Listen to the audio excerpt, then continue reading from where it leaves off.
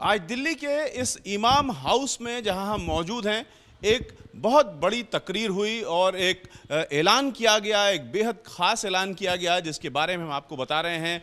अहमदाबाद में आयशा नाम की लड़की ने जिस तरीके से दहेज की प्रताड़ना के चलते आत्महत्या कर ली, नदी में कूद करके, उसको लेकर के यहाँ पर बहुत कंसर्न दिखाया गया। और भारत के जो चीफ इमाम ऑफ इंडिया हैं वो यहाँ पर मौजूद हैं और उन्होंने ये तकरीर की। यहाँ पर जो नमाज अदा करने के लिए लोग आए थे उनसे एक बड़ी तकरीर हुई है, हम जानेंगे उसके बारे में। और जो लोग यहाँ पर मौजूद थे उनका क्या सोचना है उस पर, क्या वो उस तकरीर पर अमल करेंगे।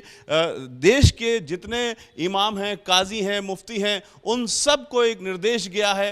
वो निर्देश ये कि ऐसी जगहों पर निकाह न पढ़ाया जाए जहां पर दहेज का लेना या देना हो रहा हो। ये एक बहुत बड़ी शुरुआत है। सर, किस तरीके से ये बात आपने रखी है और इसके पीछे की सोच क्या है?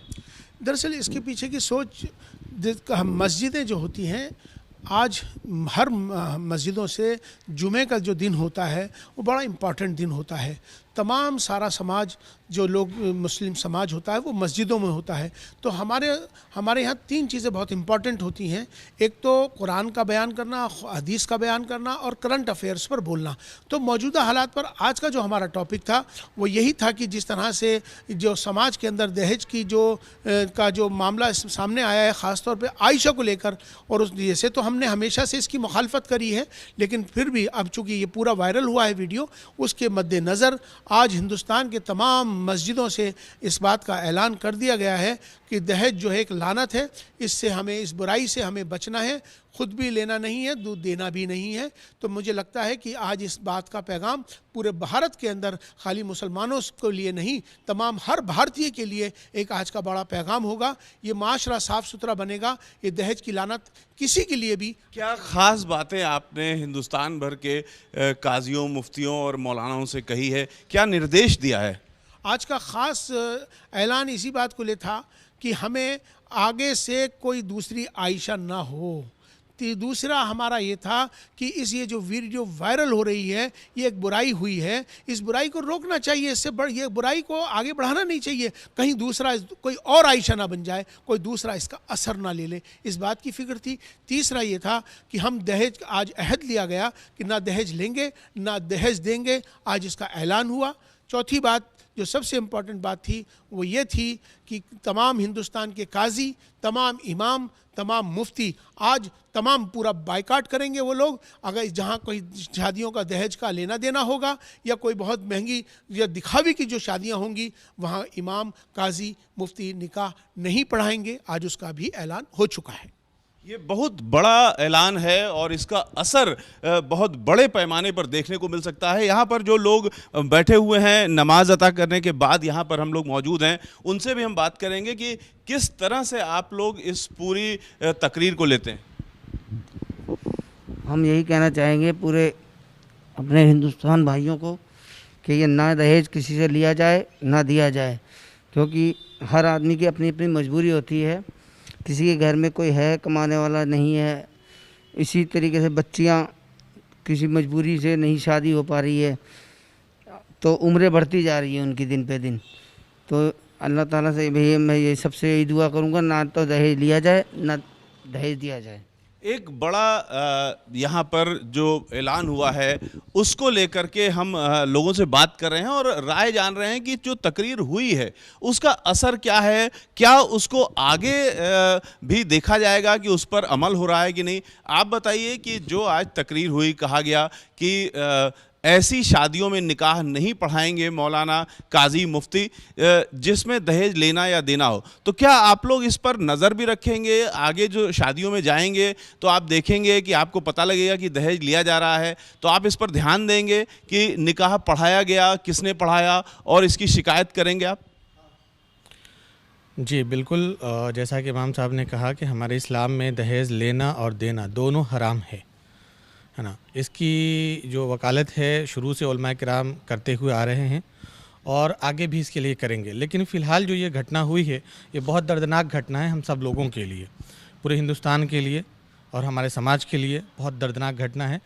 जैसा कि इमाम साहब ने कहा कि तमाम उलमा को इसकी मुखालफत करनी चाहिए, सब लोग इसकी मुखालफत करेंगे और जितने भी सामाजिक लोग हैं इस पर नज़र रखेंगे कि इस तरह की घटना आइंदा ना हो।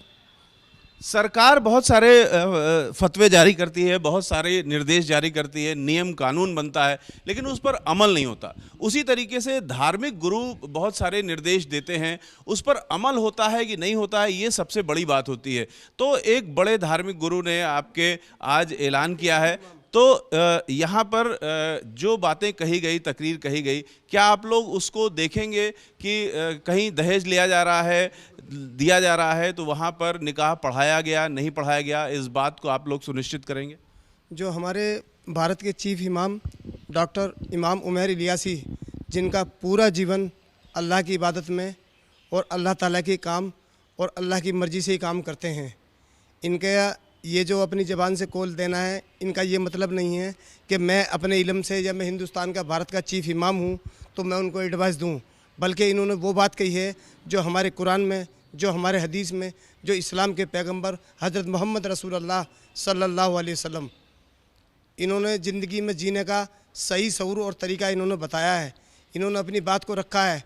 जो हिंदुस्तान में जितने भी मदारिस हैं, जैसे दारुल उलूम देवबंद है या और भी बड़े बड़े मदरसे हैं, उनको इन्होंने अपने ज़रिए से बात पहुँचाई है कि जहाँ पर भी जो बहन बेटी, किसी के 5 बेटी हैं, एक मिनट, चूँकि इमाम साहब मौजूद हैं, चीफ इमाम ऑफ इंडिया यहाँ मौजूद हैं, तो हम ये ज़रूर जानना चाहेंगे कि जो कही बहुत पवित्र बात होती है, एक सुन्नत जो होती है उसको सब लोग मानते हैं, तो ये जो आपने बात कही, आज तकरीर की, ये दहेज को लेकर के सुन्नत में भी कुछ कहा गया है या सुन्नत से भी इसको देखा जा सकता है, जोड़ा जा सकता है? यकीनन सुन्नत का मायना क्या होता है? सुन्नत का मानना ये होता है कि जो रसूलुल्लाह सल्लल्लाहु अलैहि वसल्लम ने जो अमल किया उसको सुन्नत कहा जाता है।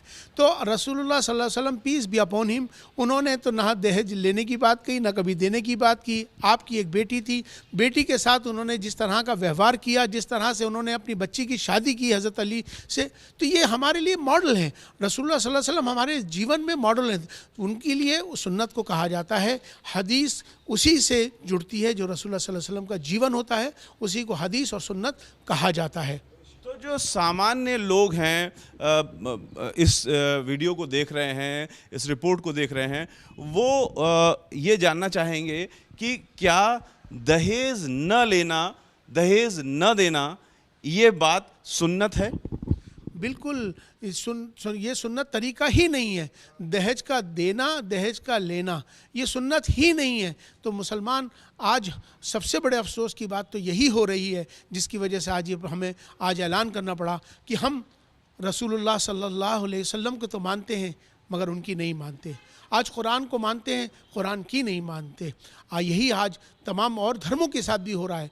तो हम मानने वाले हो जाएं, अगर हमारी ज़िंदगी में हम मानने वाले हो जाएंगे तो ये बुराइयां हमारे माशरे से बिल्कुल ख़त्म होंगी। ये बुराई खाली मुसलमानों की नहीं है, ये बुराई पूरे भारतीय समाज की है। तो मैं पैगाम आज भारत का इमाम होने के नाते तमाम भारतीयों को देना चाहता हूँ कि इस दहेज की लानत से, इससे हमें परहेज़ करना है और हमें इससे बिल्कुल अपनी उन बच्चियों की शादियाँ जो नहीं हो पा रही हैं सिर्फ इस वजह से कि उनके पैसे नहीं हैं, दहेज नहीं है, और ऐसे बहुत सारे घर ख़राब हो चुके हैं दहेज की लानत की वजह से।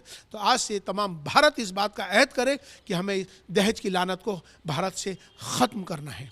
एक चीज़ यहाँ पर सर हम समझना चाहेंगे, बहुत सारे लोग सुन्नत को अपने अपने तरीके से एक्सप्लेन करते हैं, समझ नहीं पाते हैं। सुन्नत जो है उसको मानना चाहिए, लेकिन एक सवाल उठेगा कि जो सुन्नत नहीं है, जिसमें जो सुन्नत में ज़िक्र नहीं है, बहुत सारी ऐसी चीज़ें होंगी जो करनी चाहिए लेकिन उसका ज़िक्र सुन्नत में नहीं होगा। तो दहेज को कहाँ रखेंगे? क्या कहा जाए कि दहेज सुन्नत है, नहीं है? अगर नहीं है तो क्या स्थिति बनती है तो क्या स्थिति बनती है? सुन्नत से इसे कैसे जोड़ेंगे? क्योंकि लोग सुन्नत को बहुत अहमियत देते हैं। सुन्नत का जो मैंने आपको अर्ज़ किया कि सुन्नत उसी को कहा जाता है जो रसूलुल्लाह सल्लल्लाहु अलैहि वसल्लम ने अपना जीवन जिया, जो उन्होंने किया उसको सुन्नत कहते हैं। तो हर मुसलमान को सुन्नत पे ही चलना पड़ेगा और हर मुसलमान को सुन्नत पे चलना चाहिए। इस्लाम में दहेज का लेना और देना हराम है, तो जो चीज़ हराम कर दी गई उसमें हमें आगे न दे लेना चाहिए, न देना चाहिए। इसमें किसी तरह की और कोई गुंजाइश भी नहीं है। तो बहुत ही समझा करके और बहुत ढंग से इमाम साहब ने बता दिया है, चीफ इमाम ऑफ इंडिया ने, कि दहेज पर इस्लाम की जो स्थिति है वो स्पष्ट है। दहेज लेना हराम है और सुन्नत नहीं है, इसलिए स्पष्ट निर्देश हैं। और साथ में आज एक बहुत बड़ा ऐलान किया गया कि हिंदुस्तान के कोई भी काजी, मुफ्ती या मौलाना हैं, वो ऐसी शादियों में निकाह नहीं पढ़ाएंगे जहां पर दहेज का लेना या देना किया जा रहा हो। कैमरामैन अजय तिवारी के साथ रविकांत, एबीपी न्यूज़, दिल्ली।